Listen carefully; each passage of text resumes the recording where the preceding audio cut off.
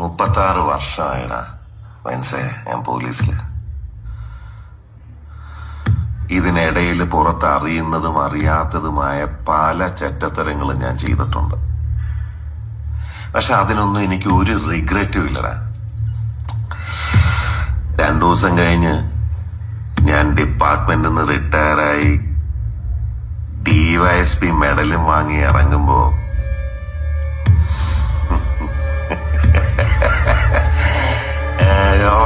പഴയ George sir തന്നെയാണ്.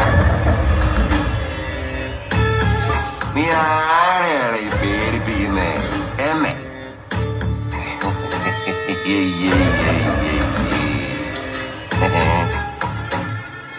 നിന്നെ കാണാൻ ജോർജ് സാർ ഇവിടെ വന്നിട്ടുണ്ടേ.